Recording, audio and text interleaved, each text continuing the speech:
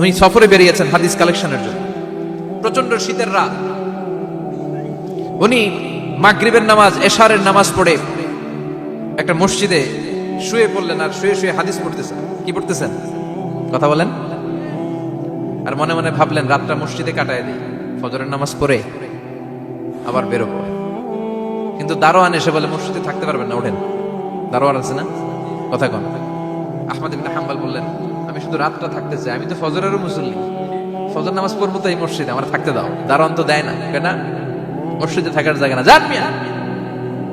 উনি যে আহমদ ইবনে হাম্বল এটা চিনে নাই, থাকতে দেয়। কি করবে এখন? উনি কাঁথা গুছিয়ে হাদিসের কিতাব নিয়ে কাদের মধ্যে ব্যাগ নিয়ে মসজিদ থেকে বের হয়ে গেলেন। কি আর করবে, প্রচন্ড শীত, আর কাঁপতেছেন বুড়ো মানুষ। পথিমধ্যে দেখলেন বাজার একজন খাব্বাস, শাবুন খাব্বাস, যুবক রুটি বিক্রেতা। সে রুটি বিক্রি করে, চুলার মধ্যে রুটি সেকে। সে যে সালাম দিল আসসালামু আলাইকুম, যুবক বলে ওয়ালাইকুম আসসালাম। আহমদ ইবনে হাম্বল বলে যুবক আমার যাওয়ার জায়গা নেই, সফরে বেরিয়েছি, খুব শীতে কষ্ট পাচ্ছি, রাতে যদি তোমার এই চুলা থেকে একটু আগুন পোহাই কোনো সমস্যা? যুবক বলে না না সমস্যা না, আহলান ওয়া সাহলান, ওর সামনে আসেন আসেন, আপনি আগুন পোহাইলে আমার সমস্যা কি? সুবহানাল্লাহ পড়েন। আল্লাহ শুকরিয়া করে উনি বসলেন আর আগুন পোহাচ্ছেন। আর খেয়াল করলেন যুবক রুটি বানায় আর পরে আস্তাগফিরুল্লাহ, রুটির দলা বানায় পরে আস্তাগফিরুল্লাহ, খামির বানায় আর পরে আস্তাগফিরুল্লাহ, রুটি নিয়ে উনুনের ভিতরে চুলার ভিতরে সেকা দেয় আর পরে আস্তাগফিরুল্লাহ, দোকানদারের কাছে কেউ আসলেই সে রুটি দেয় আর পরে আস্তাগফিরুল্লাহ, ক্রেতার কাছ থেকে টাকা নিয়ে ক্যাশ বক্সে রাখে আর কি পড়ে, আবার রুটি বানানো শুরু করে আর কি পড়ে, খালি এইটাই পড়তেছে। ইমাম আহমদ ইবনে হাম্বল তো অবাক, কিরে এটা আবার কেমন যুবক, খালি আস্তাগফিরুল্লাহ। উনি প্রশ্ন করলেন যুবক ঘটনা কি? আসার পর থেকেই তোমার দেখতেছি তুমি রুটি বানাও, রুটি বিক্রি করো আর পড়ো আস্তাগফিরুল্লাহ, মালাকা ইয়া শাবাব। যুবক বলে আস্তাগফিরুল্লাহ আমার সবচেয়ে বেশি পছন্দের আমল, আমি সব সময় আঠার মতো ইস্তেগফারের সাথে লেগে থাকি আর সব সময় পড়তে থাকি আস্তাগফিরুল্লাহ, আর এর বদৌলতে আল্লাহ আমারে মুস্তাজাবুদ দাওয়া বানিয়ে দিয়েছে।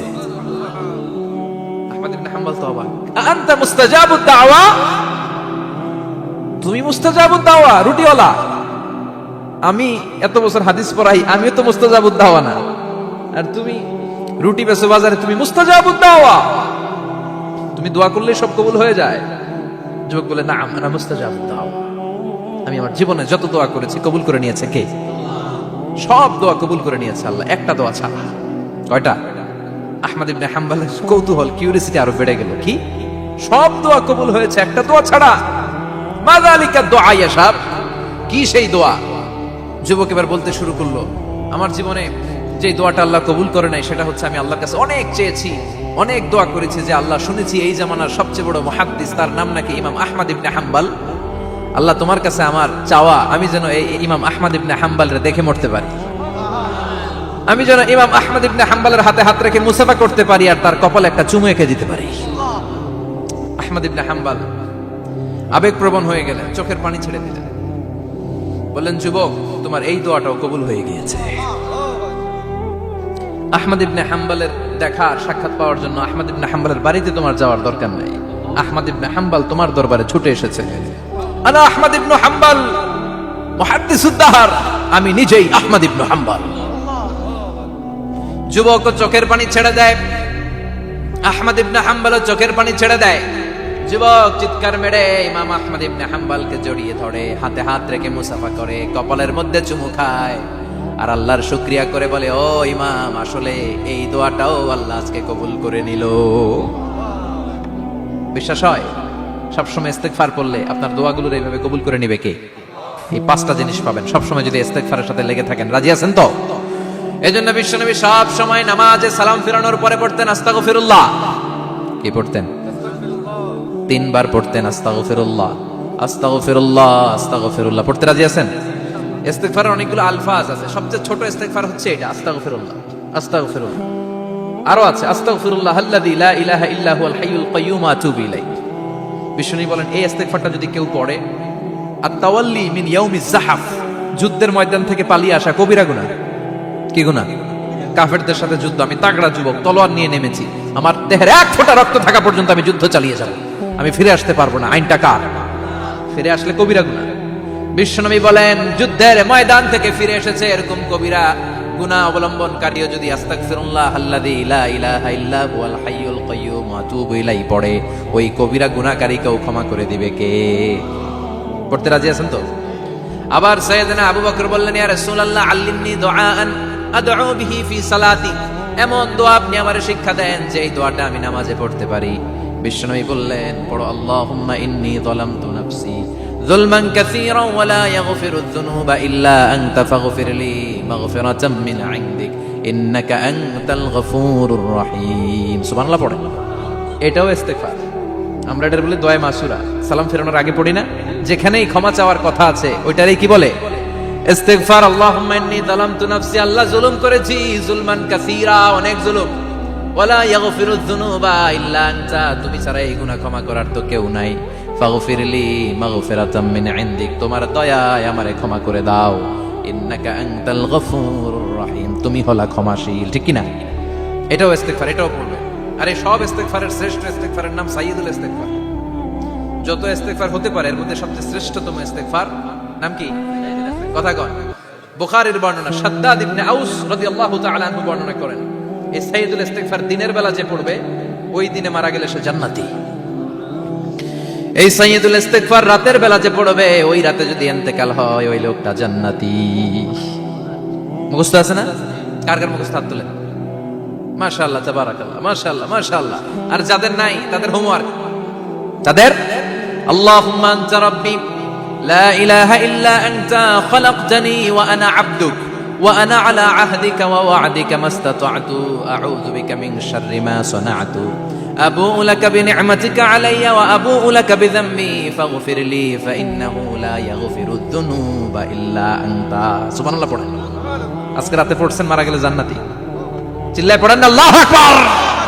এজন্য বিশ্বনবী বলেন, আমার আগের গুনাহ মাফ, পরের গুনাহ মাফ, তারপরেও প্রতিদিন আমি 70 বার তওবা ইস্তেগফার পড়ি। আজকে থেকে পড়তে রাজি আছেন তো? বেশি বেশি ইস্তেগফার পড়া যাবে না? একটু প্রাণ খুলে দিল খুলে আওয়াজ করে পড়েন তো আস্তাগফিরুল্লাহ। আর জোরে পড়েন আস্তাগফিরুল্লাহ। আবার সবাই পড়েন আস্তাগফিরুল্লাহ। সব সময় তওবা ইস্তেগফার যারা পড়ে তাদেরকে পছন্দ করে কে? সব সময় জিকির করে করে জিহ্বাটারে যারা ভিজিয়ে রাখে তাদেরকেও পছন্দ করে কে?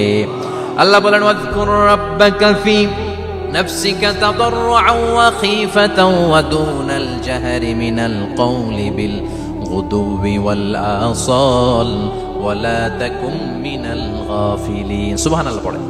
আল্লাহ বলেন, ওয়াযকুর রাব্বাকা ফি নাফসিক, আল্লাহরে মনে মনে ডাকো। তাদাররুআন ওয়া খীফা, আল্লাহর জিকির করতে আল্লাহ বলেছেন ফি নাফসিক। বুঝতেছেন না অর্থ? ফি নাফসিকা, মনে মনে আল্লাহর জিকিরটা করো। তাদাররুআন ওয়া খীফা, তাদাররুআন মানে বিনয়ের সাথে, with full of humility, submission and humbleness, বিনয়ের সাথে আল্লাহর ডাকো। ওয়া খীফা, গোপনে গোপনে ডাকো। দুনাল জাহারি মিনাল কওল, চিৎকার চেঁচামেচি করে ডেকো না। কার কথা? আওয়াজ করে জিকির করো না। এই যে আমরা মাহফিলে লা ইলাহা ইল্লাল্লাহ জিকির করে, এটা তালিমান। উদ্দেশ্য কি? তালিমের জন্য আওয়াজ করে জিকির জায়েজ আছে, কিন্তু ব্যক্তিগত জিকিরের যে ইবাদতটা এটা আস্তে আস্তে হইতে হবে, এটা ভদ্রভাবে হতে হবে, চিল্লাচিল্লি করে নয়। আবার তালিমের জিকির ওইটাও ভদ্রভাবে। ইন্নাল্লাহা জামিল ইউহিব্বুল জামাল, আমার আল্লাহ সুন্দর, আমার আল্লাহর জিকিরের মধ্যেও সৌন্দর্য আছে না নাই? কিন্তু এদেশে জিকিরের ভেতরে লাফালাফি আছে না নাই? বেশি না কম? কি বসেন বসেন, হ্যাঁ বসে যান তো, অনেক ধরনের আছে জিকির। হ্যাঁ বসেন বসেন, বসে যান।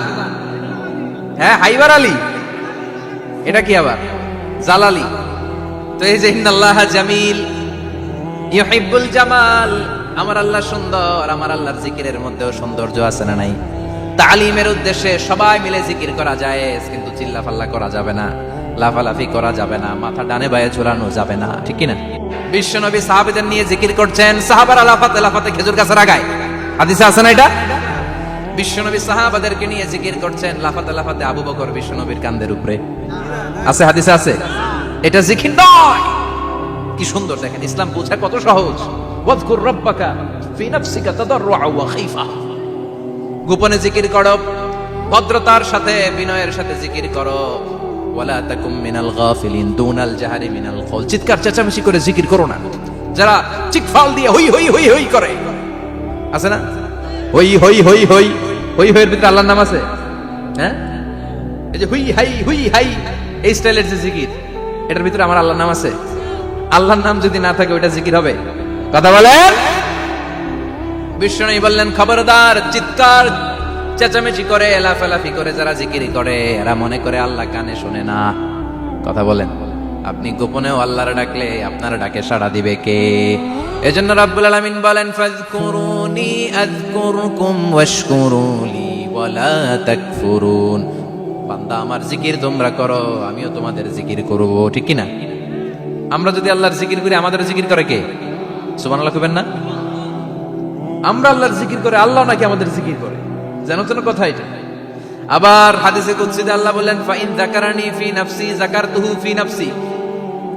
আমার বান্দা যদি একা একা আমার জিকির করে, আমি আমার বান্দারে একা একা স্মরণ করি। ওয়া ইন যাকারানি ফি মালাইন যাকারতুহু ফি মালাইন খায়রিম মিনহু। এরকম মহা সম্মেলন করে যদি কেউ আমি আল্লাহর জিকির করে, আমি এর চেয়েও বড় মহা সম্মেলন ফেরেশতাদেরকে নিয়ে করে আমার বান্দারে স্মরণ করি। ওয়া ইন তাকাররাবা ইলাইয়া শিবরান তাকাররাবতু ইলাইহি যিরাআন।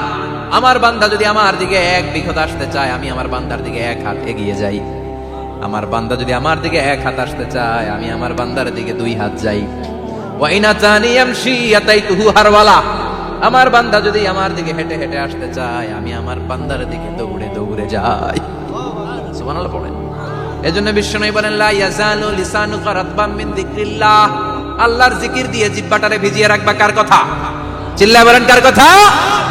সবসময় আল্লাহর জিকির করতে রাজি আছেন তো?